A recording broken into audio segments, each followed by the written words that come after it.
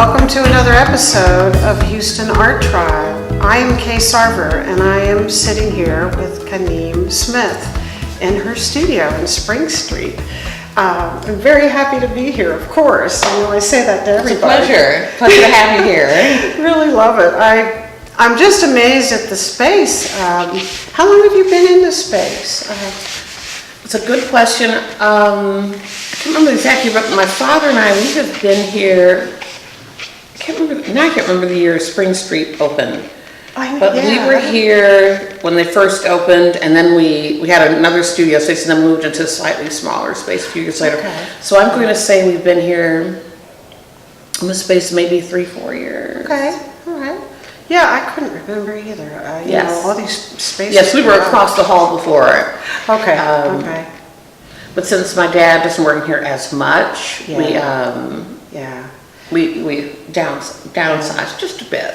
Kaneem's father is George Smith, who, by the way, just received the Lifetime Achievement Award from Art League Houston. Art League Houston, which, thank goodness, to get some recognition at this point. Yes, we were incredibly appreciative and grateful for that. Yeah.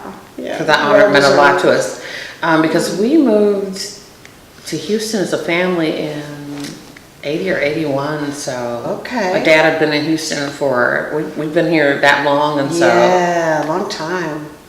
Really? And he's taught at Rice University for almost 30 years. So so there's definitely been it's definitely had a long-standing history here. So, but still under-recognized. I know, totally. So this was really great for him to have this happen. Very glad to see it. Very glad to see it. I also just have to put this in because I've always enjoyed your mother, the mistress of the Menil. I know.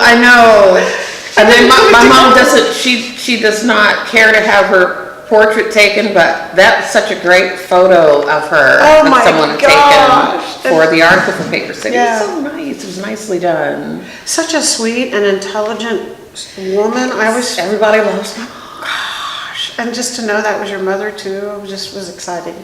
We could be in a grocery store, a public place, and someone will recognize you. You're the lady from the Menil, or they'll remember her. So it's really always fun. That's how she'll be remembered. Yes. Wonderful. Like fondly, Yes, fondly. And just speaking of that, I mean, my first meeting with you, of course, was at the Galveston Arts Center on opening night of your show. Yes. Which I've seen your work in the past. I put that together, though. I've seen it maybe in Station Museum. I think I saw something, and you did a Project Row Houses thing, didn't you? Yes, I've actually participated in 2 rounds. 2 rounds, okay, all right. I'm going to say 1997. Wow. Long ago. Yeah. I'm still in school, and then I think 2000 and maybe 2008 or 2010, around that time. Okay, yeah. I did it the second time. Just looking at your past, and oh my goodness, you have such an amazing amount of accolades.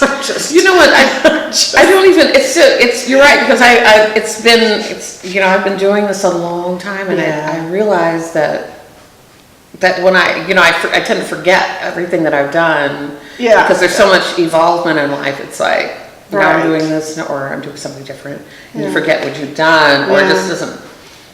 Or it just isn't at the forefront of your mind until you see it again. Yeah, that's it. That's probably a healthy way of doing it anyway. You're in the moment, But speaking of the Galveston show, and I'm just going to jump to that. Because oh my goodness, there was so much there. And like I said earlier, of course, just walking into the room and first being struck with that large piece. I know you have some parts of the burlap on the wall. Yes. Like a curtain, but talk about what was behind that.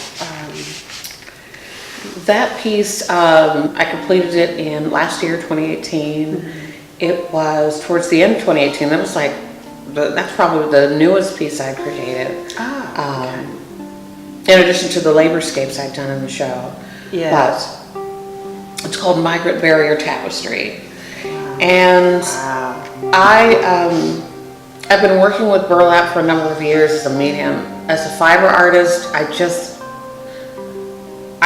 love all different types of fibers and textures in general, but burlap, I love the material, but also I wrestle with the material because it does shed, it's very itchy to work with, it's cumbersome, it frays, it kind of has a mind of its own, but I enjoy the process of sort of wrestling with it. Also, there's such a varied history behind it. Oh gosh. And I can't help but think of the maker or where, and if I'm using reclaimed coffee bags, for example, as I did in Migrant Barrier Tapestry, I can't help but think and want to bring attention to and sort of pay homage in a way to the makers of those materials. Often the laborers that make these materials are making it for very little money. A lot of it's made by hand. A lot of burlap for coffee bags are made by machines now, but I do have some that was handmade. And you definitely see the difference, but the hand is involved in general, and also all the places it may have traveled to. Oh gosh. And I just can't help but think of all of those things when I'm working with materials such as burlap. But that piece, I really wanted to. It was something that started off as another piece and then grew. Okay. Initially, when I made that piece, it was sort of inspired by the Storm Maria that happened in Puerto Rico. Okay. Because a lot of the bags come from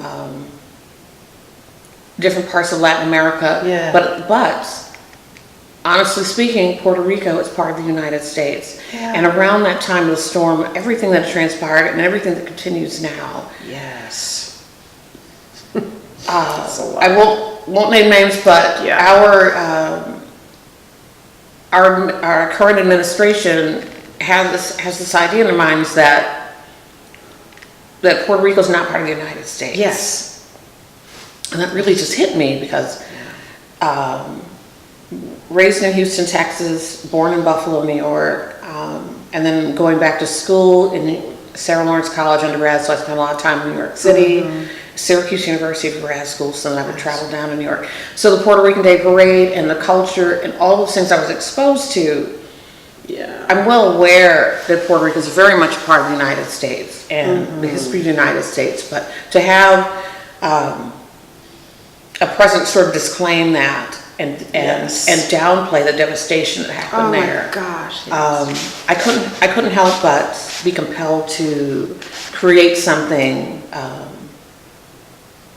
that kind of, I wanted to generate dialogue. Or sometimes if I'm inspired by something, I want to do something to not memorialize or symbolize a certain event, and this was one of those pieces. In Migrant Barrier, so it was actually a smaller piece that I initially attempted to show for Houston Sculpture Month last year. Okay. But it didn't quite work out the way I wanted it to, but I was still very much,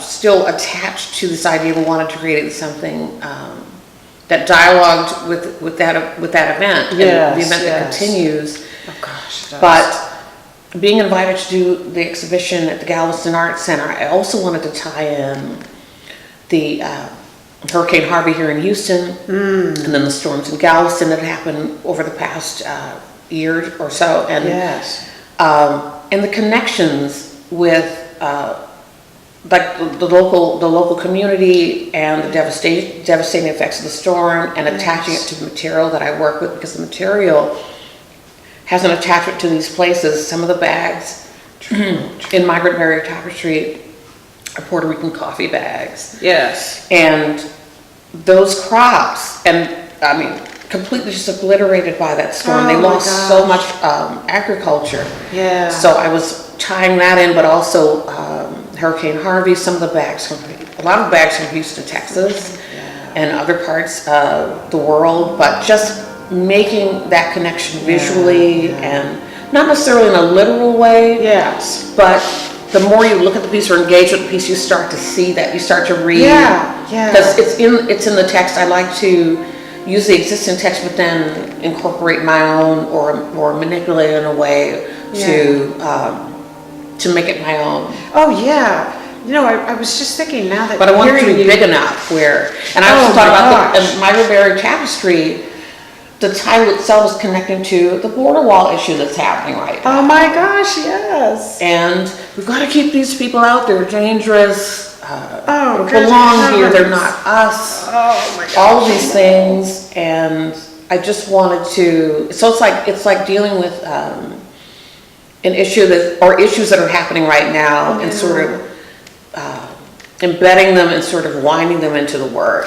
Oh, it's really evident now, especially hearing you say that, because that piece wasn't just like a big draped piece of material. It was almost like a wave at the end of the room. Wow. And so seeing That's that, really great. Yeah. I appreciate you saying well, that. now that you've told me Yes. that, it makes sense. Because I did. It felt like, wow, even the way it's hung, strong. Oh, I love that you get involved in these issues too. It's like tears at your heart. Yes. And I always have, even though it may not be literal or figurative in the work. No, it's there. It's there. Yes. Oh, the mood of it's there, and you can feel the energy. Yes. Which I appreciate that. Oh, it's true.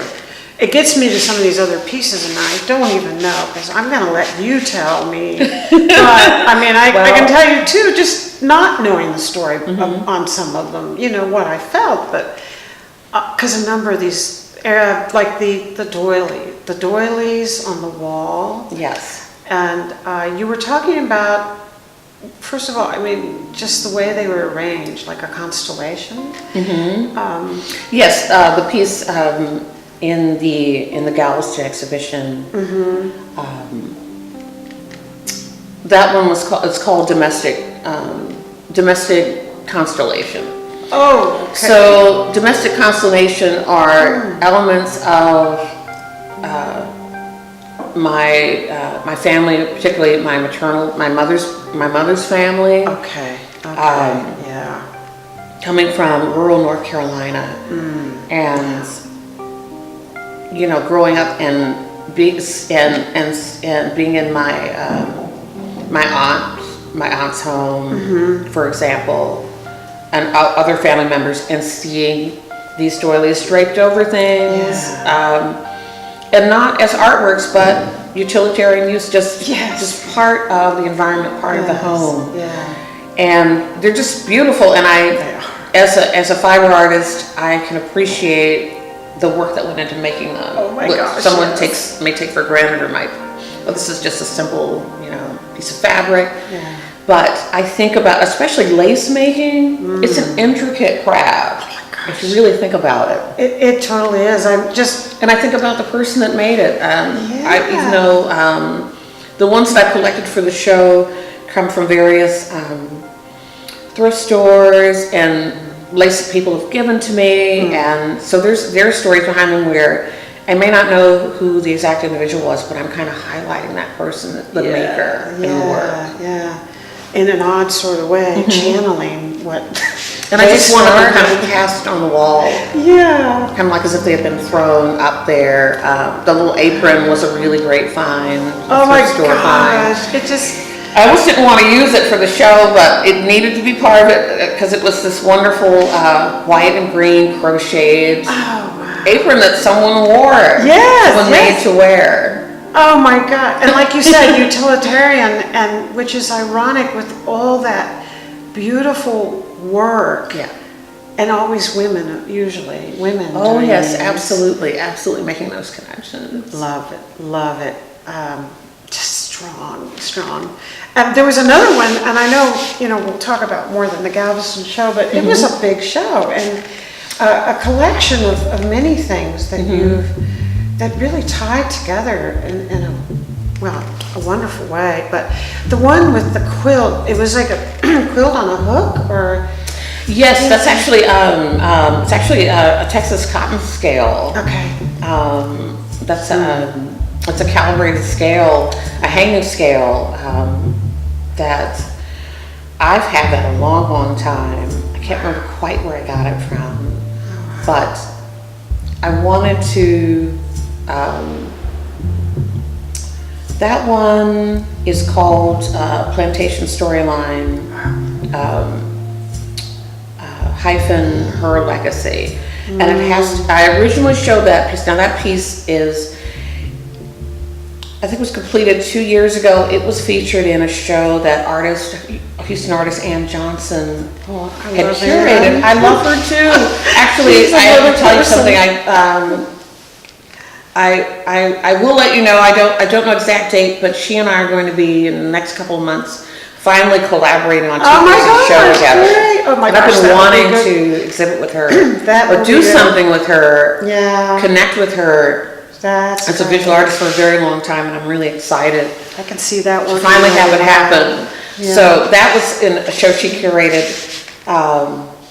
having to do with the Sandra Bland case, that situation, her story, everything that had surrounded that, and put together a show where she brought together these amazing artists of color, that would be women, and kind of a show about Sandra Bland, kind of like our response to it. Yeah, yes. But it's really our response to her wanting to do something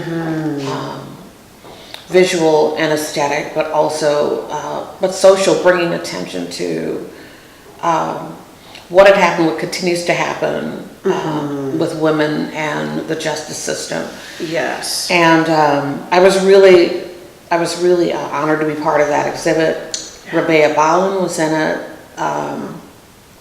Lauren Kelly, artist Lauren Kelly, Lovey Olivia, who's an amazing local artist. For example, so that was Autumn Night. Okay. So it was a really strong group of women doing artistic commentary on Sandra Bland. Yeah. That whole situation. And this piece was part of that show. Okay. And making the connections with the quilt, with family, legacy, labor, and having kind of hooked on to the cotton scale, connecting it to this this complex but very much American history. Yes. Of people of color in this country, particularly women. Yes. So I was making those connections with that piece. That really was a strong statement. And I just felt like it had to be part of this show, even though a lot of the work in the show is new, but I wanted to bring in a few pieces I'd done earlier. Yeah. So that people could make a connection. Oh, it felt completely part of it to me. I mean, it didn't feel like... That's what's been nice all these years in making art. I do feel comfort in knowing that something I'd done 10 years ago is not so different from something I'm doing now. Yeah. I do, even though the work has evolved so much and gotten maybe more abstract, more complex, I see things that I'd done several years back that connect. So I feel like everything's still relevant. And sometimes sadly so, but yes, relevant for sure. Yes. That is just, that's an interesting, you find yourself,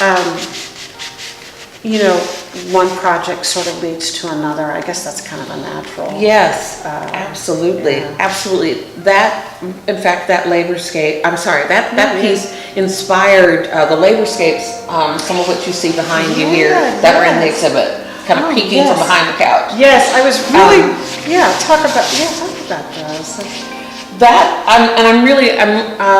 I really appreciate and I'm humbled by the positive response I received from people that visited the exhibit and saw those and really loved them. Yeah. Because it's the first time I've been working with fabric for years and stitching things together, but I really wanted to create something where I stretched it over a frame, so that it's kind of, I guess it borders 2 dimensions and 3 dimensions. It's also like a painting or drawing to me. Yeah. But with fabric. Yeah. And Laborscape has to do with the material itself. That's actually cotton canvas, and I wanted it in colors of, oh, wow. I see it now. for example, like, maybe like utilitarian sort of a uniform or denim jeans, or all of this is hand dyed because it was all white canvas at first. Okay, I see. And then it was all cut into strips and then reattached. It's interesting what it did to the fabric, because I can almost see like a flannel look, you know, when it's roughed up a little. Yes, and I love that. That is really nice. It made me think of that piece you had too. It was sandpaper strips. Yes, actually, I should have taken that one out. Yeah. Well, we can set a picture. It's actually belt sanding strips that a friend of mine had given to me, and I had not seen them, and so in these colors are like orange and red and blue and green, all of these, because normally you think of brown or of a brick red for a belt sanding strip. Yeah. And these were things that had been, they had already been discarded. Yeah. Some of them had been used, and some of them had been barely used, but they were in a condition where I felt like I wanted to do something creative with them, but also bring sort of elements of my father into the show. Oh, wow. Because my mother, domestic Constellation would be more my mom's energy, and anything having to do with fiber or fabric or material is definitely my mother, and my father is like the wood and the wax and the metal and other materials that I work with. So because when I saw these belt sanding strips, I thought of all those years at Rice University. My father was a professor there for a long time, and made me think of the wood shop and all the time my dad and I had spent in the wood shop, and I was often on a belt sander. Shaping wood, or having my dad show me how to cut things or shape things, and I just remember that being one of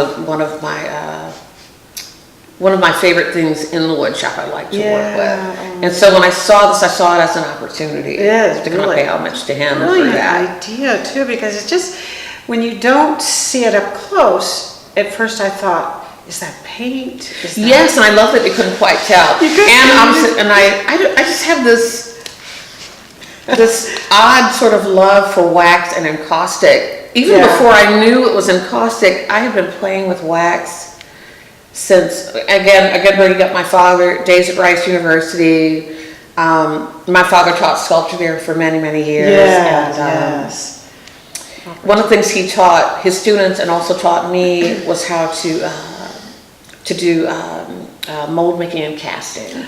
And so we used plaster. We would make the molds in plaster, and then we would pour wax into those molds to make the positive of what we had before. And so my dad would have these double boilers and crock pots in the studio for the students to use, safely to use, but they'd be on at a very low setting, but they remain on all day with the exhaust on.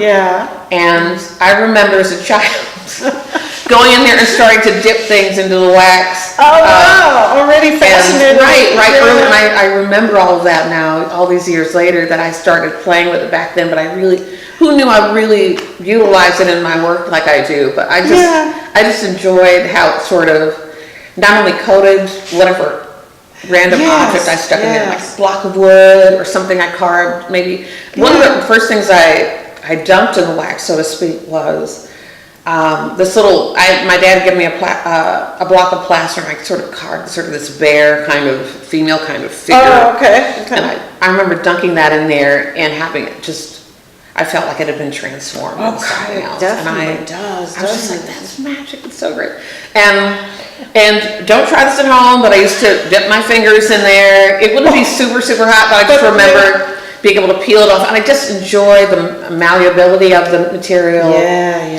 But also, relating back to my mother's family, and then just families in the South, for example, canning and jarring things, they often would seal it with wax. Yeah. And so that, I'm also definitely making that connection as well. Gosh, yes. As a preservative, wax That's as a preservative. really So I coated the Laborscape, the biggest labor, it's called Laborscape number 5 because there are 5 of them altogether. Okay. And the 5th one is the biggest one, but I was like adding that element onto it to transform it. Yeah. But I still wanted you to be able to see the texture of the yeah. sand belts underneath. You could. And plus I think those sand belts, don't they have a cloth behind them? Or Yes, they do. And boy, was that tricky to work with.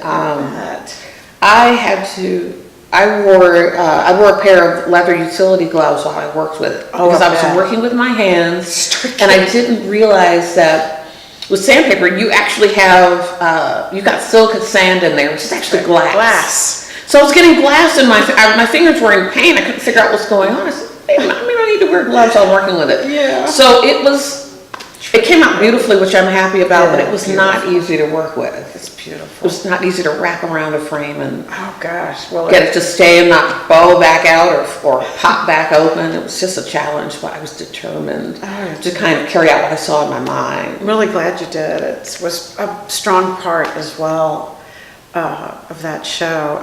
Thank you. I was thinking when you were talking about wax, because I love wax too. There's just a lot of that. Yes, I think you use it in your work as well. I use it on top of some of the... Yes. Yes, it's just wonderful. It is. It's great. I think so. But you did, of course, probably one of the pieces that second caught my eye was the bones on the ground. Yes. Those dark bones that were... And they're coated in wax, I believe, aren't they? Yes, those are, now that also, what I was just mentioning about, you know, when my father was at Rice, in the students' sculpture classroom there at Rice University, in the sculpture classroom, which is in Sewell Hall in the basement, and still there, awesome professor and friend Lisa Lipinski is now teaching there. She's amazing, and it's just refreshing to see that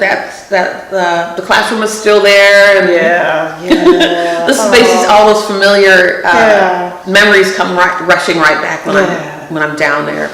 The last time I was there.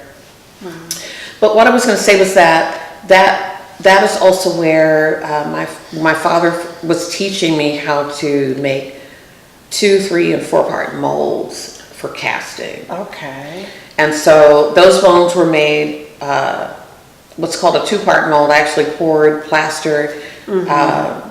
liquid plaster into a box, and then set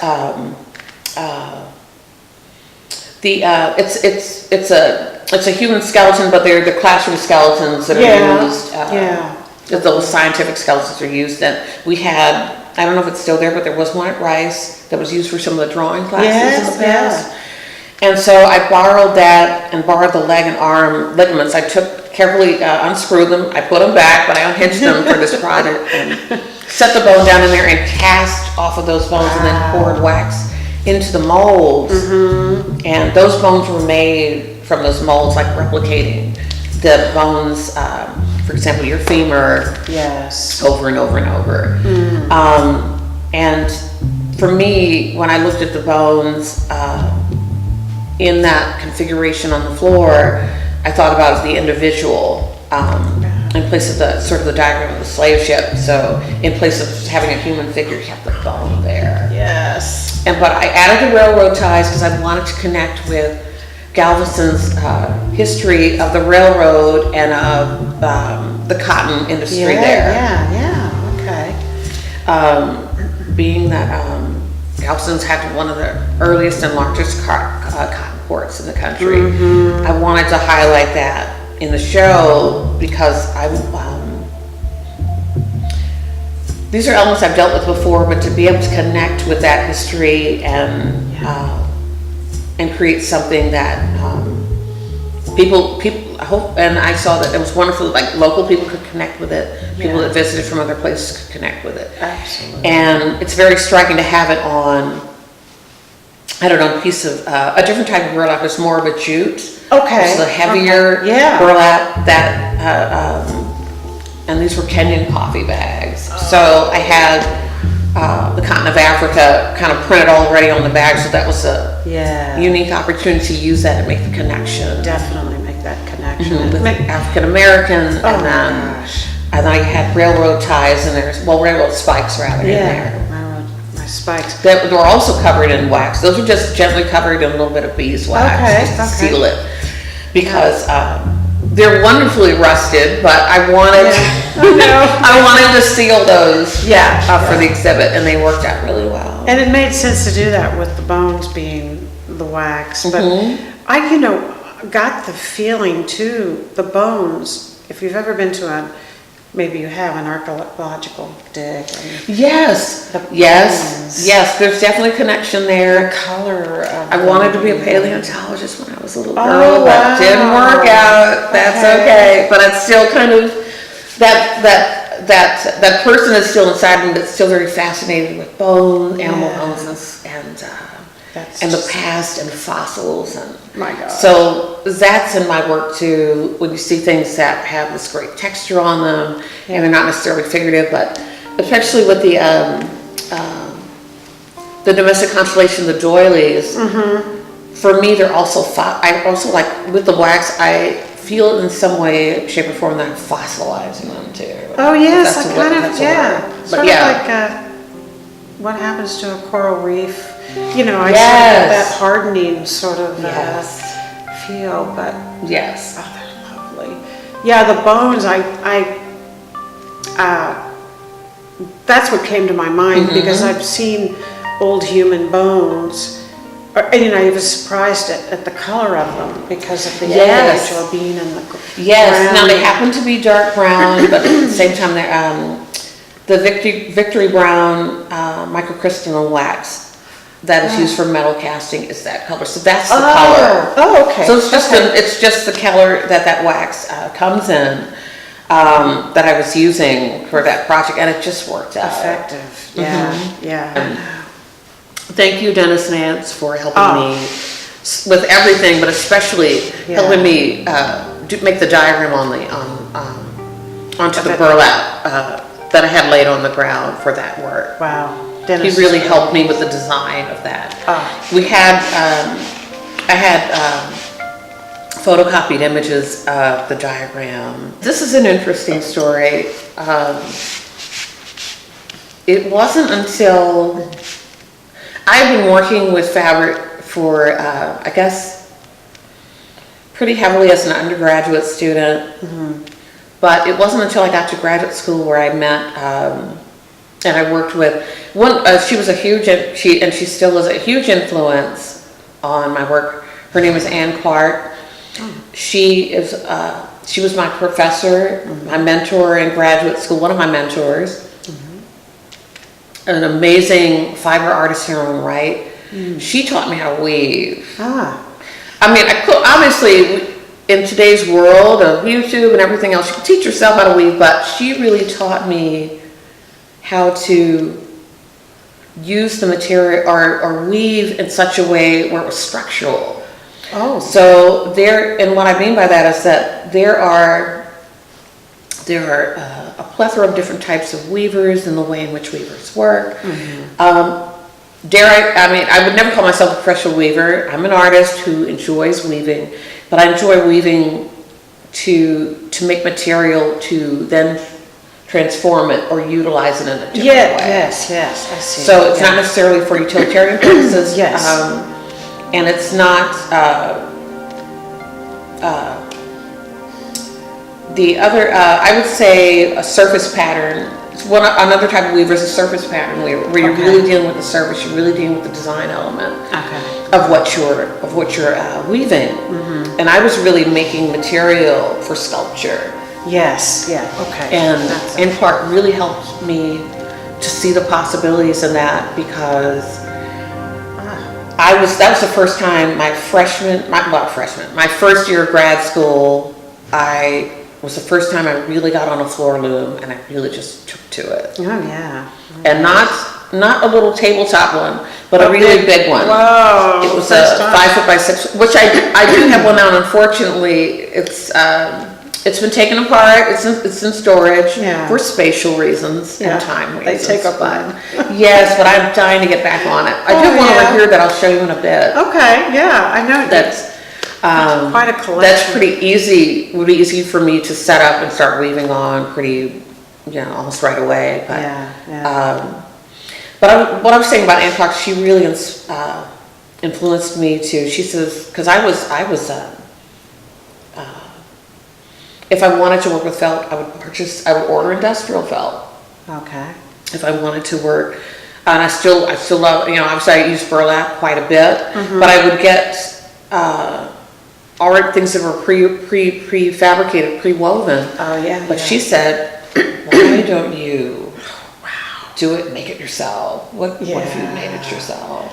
Great. You can really be in control of how it looks. Yes. The texture of it. How you work, you can pretty much make whatever you want. And I didn't see that at first, but I developed an appreciation for it. Yeah. Because it's very labor intensive. Oh gosh, yes. It's a lot of work, but I also saw it as a meditation of sorts as well. Almost like writing, but writing with thread, because you're dressing the loom, you're threading the loom. You're doing this. It's a process. It actually, even before you get to that point, you're taking that single piece of thread that's like miles long, and we were looking at my yarn winders. Yeah. But you're working on frames. You're actually preparing the material, so you have to determine how long you want it, how wide you want it. You're counting the threads as you go. So it's a process. It's a process. Yes, it's almost. But I fell into it. Yeah, got under your skin for sure. It definitely did. I learned a lot. And you are also an educator. I mean, you are teaching. Yes. I'm not teaching at the moment, but I've been teaching on and off since 2002 or 2003. Wow. Yeah. It's been years, but I really enjoy. And I hope to get back into it again in the near future, which I know I will. Yeah. But I really enjoyed mentoring and inspiring others, and I really enjoy sharing my knowledge and my work ethic, and just the things that were passed on to me from the professors and the people that I work with. To young people, inspiring them, don't be afraid to do A, B, or C.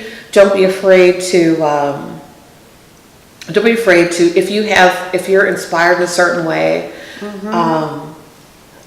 go with that. Don't be afraid to sort of have your unique sort of take on things, your own voice. Yes, definitely.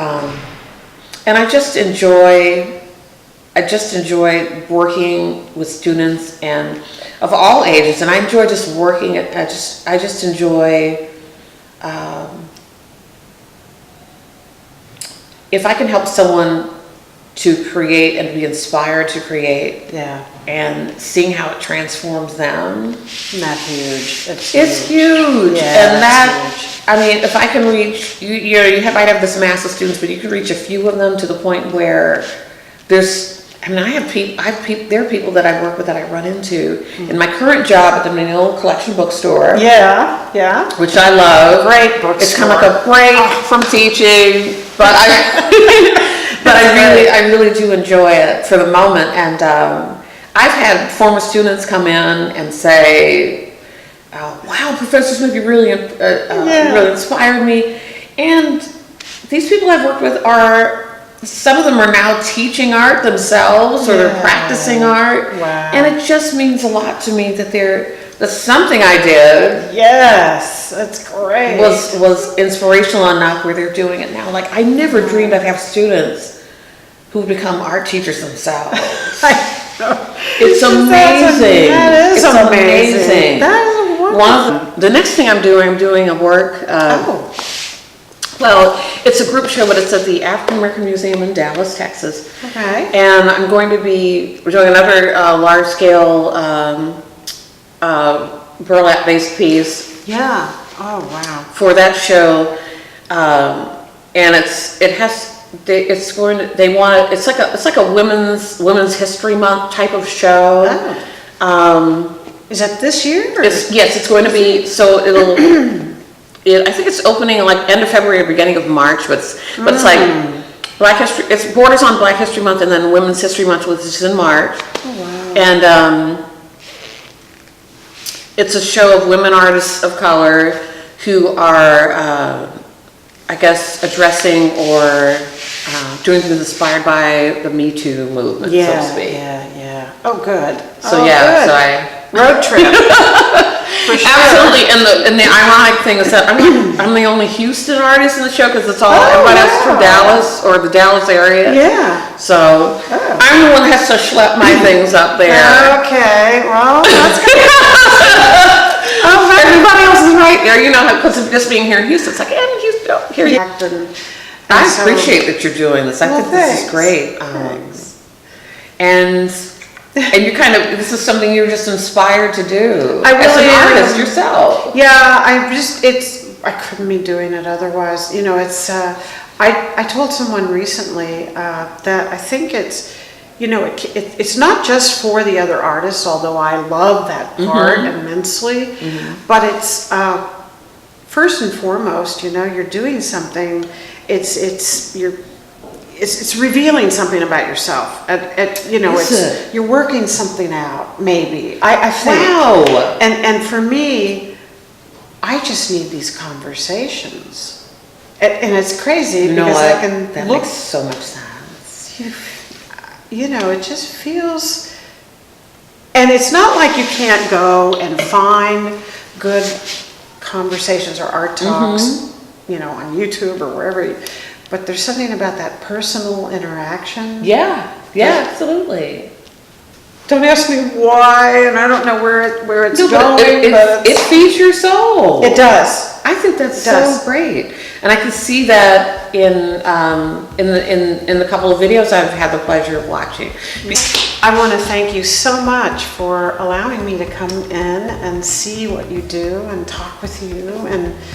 Love hearing what you say about your work and thank you, Kay. I appreciate it. Oh my gosh, this is why I love doing this too. It's just it's eye-opening and refreshing to see what you're doing.